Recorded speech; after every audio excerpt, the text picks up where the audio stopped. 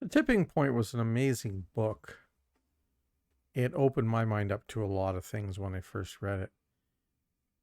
And it was really funny because with the current GPU market, the tipping point has become pretty important. You are watching the Old Man Badly YouTube channel. Now, I'm going to say right away, by the way, just to start this, not everybody agrees with this book. The Tipping Point is an interesting book because it looked at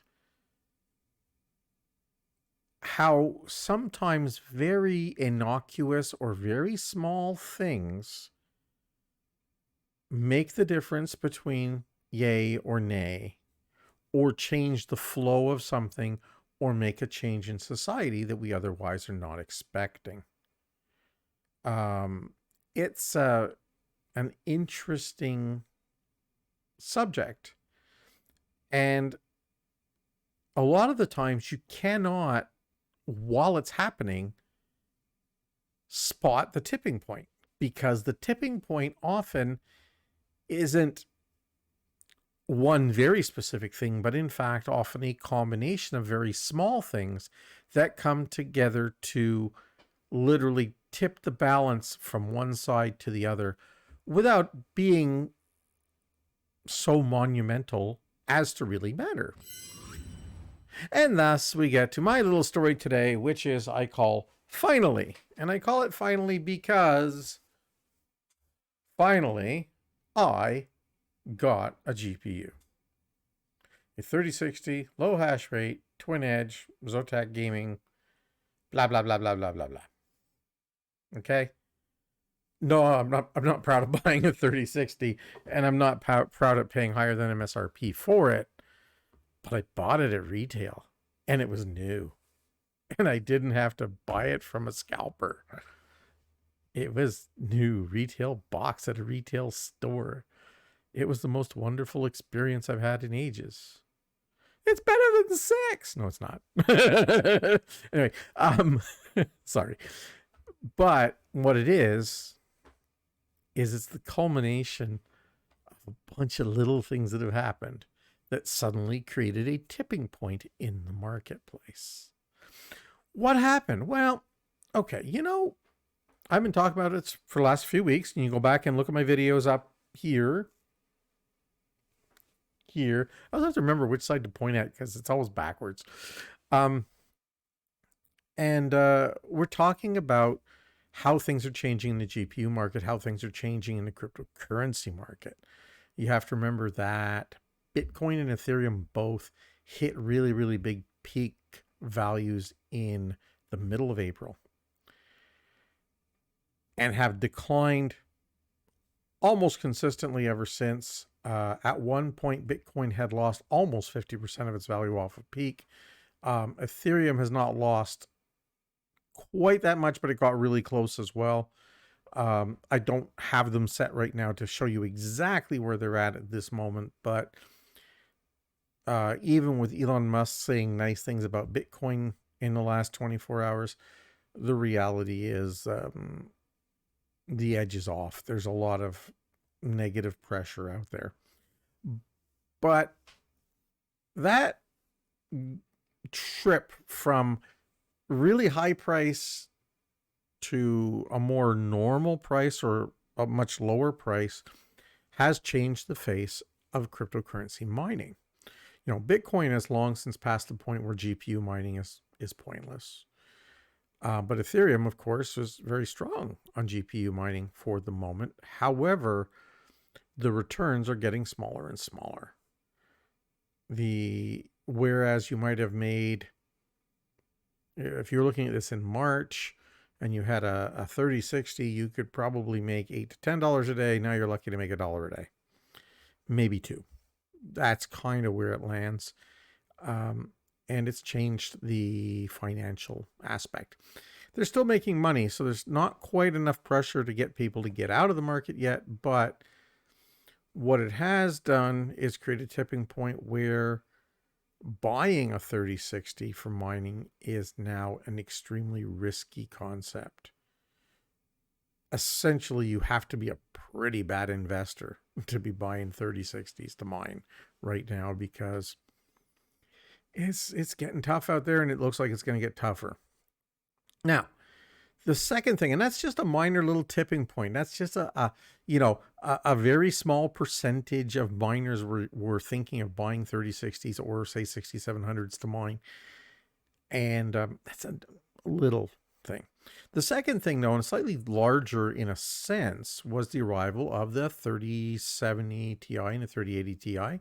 Once again, you can look up here and you'll see a video I did about that. They've changed the marketplace quite a bit, because with a 3 to 4 week total delay on their arrival in the marketplace, during that time frame, the board partners were able to produce more units without actually selling them. We know that because we saw stacks of 3080 Ti's being shipped 4 or 5 weeks ago. So we know those cards were being made. So what happened was, on the days that these were released, where the 3080 was released, and especially when the 3070 was released, I believe, heart of hearts, that a good chunk of the consumer market was actually satisfied and was able to receive a card and was able to move forward. Not anywhere near the whole market, obviously, but perhaps 5 or 10 or 15% of the marketplace actually got GPUs during that 7 to 10 day period. And I know that this has probably happened because when I went to look on Newegg on Friday, I think it was, after a tip, I went and looked, and they had 6700s for retail price, retail sale. You could actually just go any time of the day or night and click buy, and you could buy a 6700. That's a huge change. We have not seen a retail purchase GPU of any flavor at Newegg since October, give or take, unless you were looking to buy a 1030, and even those things got priced out to the point nobody would buy them. So again, 3070 Ti, 3080 Ti may not have had enough product to satisfy the entire market, and clearly they sold out, but they helped to perhaps change a little bit of the marketplace, just that little bit, and to take a little bit of pressure off the bottom end of the market. You have to remember that the 3060 and the 6700 represent the NVIDIA and AMD low end of their markets. Now, the 6700, let's be fair, is not cheap. Newegg was selling them MSRP, and the MSRPs were near $1,000, give or take. It was not a cheap card, but they were there. The other thing I noticed, and it's in there again today, is that Newegg more and more has 3060s in their shuffle. Now, they're still not showing them as available for sale from what I can tell on the retail day-to-day, but it seems like they have 3060s in every shuffle now, which suggests they're starting to get deliveries on a more regular basis and that they have more of the product to deal with. What happened in my case was seeing all of these little tipping point things, all these little things that sort of went, yep, yep, yep, things changing direction. I started to look at my local market to see what was going on. My local market's been horrible. Most of the companies around here, most of the retailers around here have been doing what they call bricklaying systems, a translation, local term.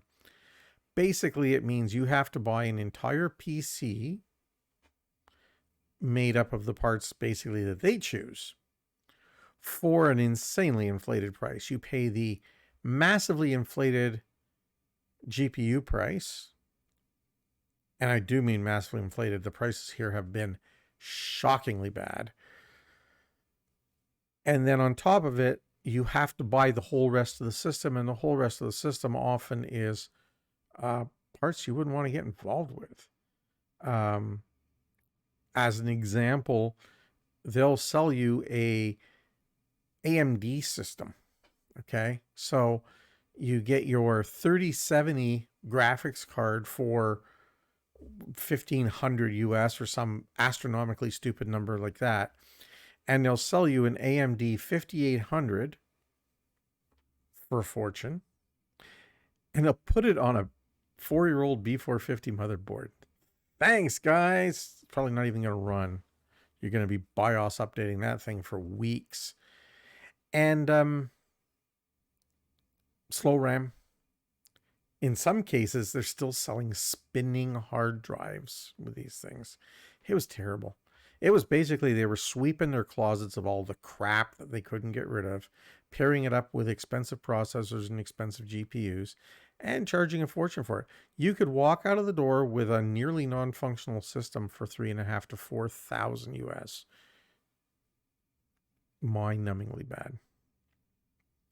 So bad that, of course, very few people were buying it unless they were completely desperate, which has led to the weird situation of walking into one of these retailers and they have cards. I walked into one the other day, man. He had like 20 or 3070s sitting on the wall. A couple of 3080s, a couple of 3090s, some 6800s, some 6900s. You can't buy them unless you buy the whole damn system, and the whole damn system costs more than, more than buying a house sometimes. It's so stupid. And these guys are the guys who are going to burn, because the customers don't forget. Okay.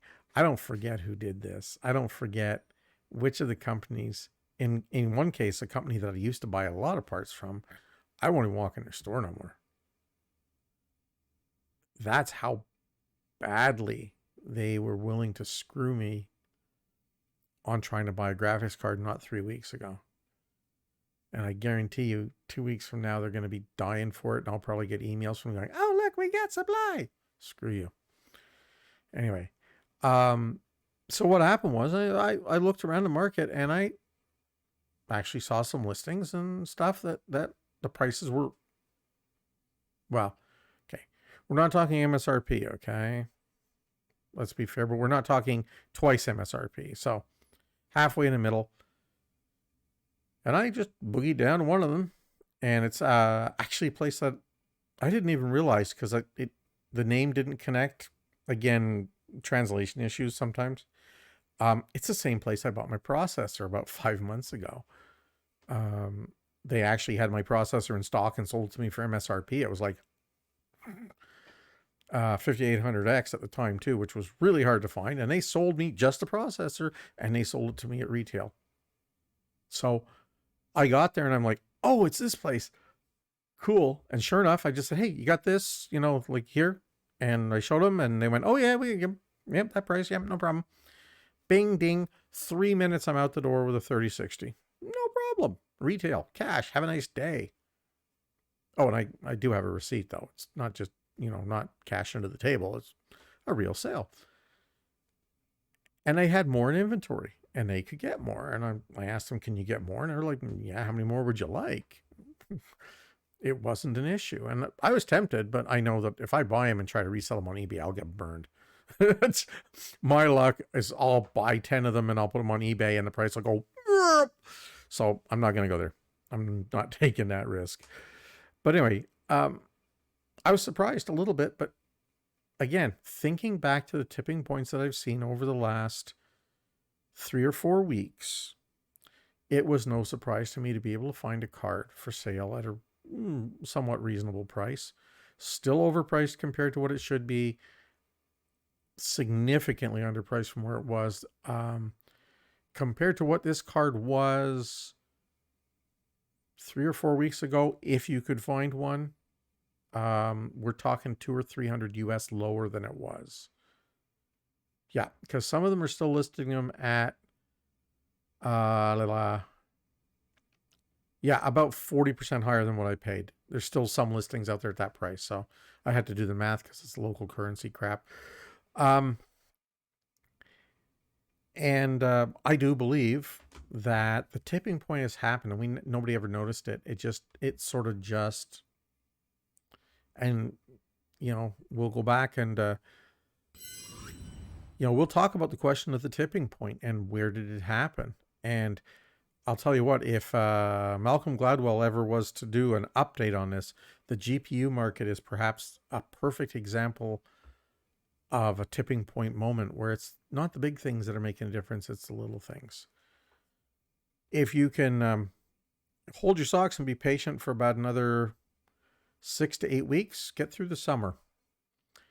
End of August into September, my belief is the market will see a significant shift downwards. There will be retail availability almost for sure. And at that point, I'll upgrade. Yes, I have 2 systems now, and the second system is a little bit older, so perhaps my 1060 might finally get its well-earned retirement. It's been in there a long time. Anyway, thanks very much for watching. And if you have any experiences looking for GPUs in your retail market, drop a comment. I'd be really interested to hear about it. I think it's a really cool thing, and I do think that the tipping point on GPUs is upon us, and it's really an interesting moment in computer history, shall we say. So, anyway, like I said, thanks for watching, and don't forget to like, share, subscribe, ring the bell, ding the dong, ding the bong, all those things you do, and I'll catch you next time for some more of Old Man Badly.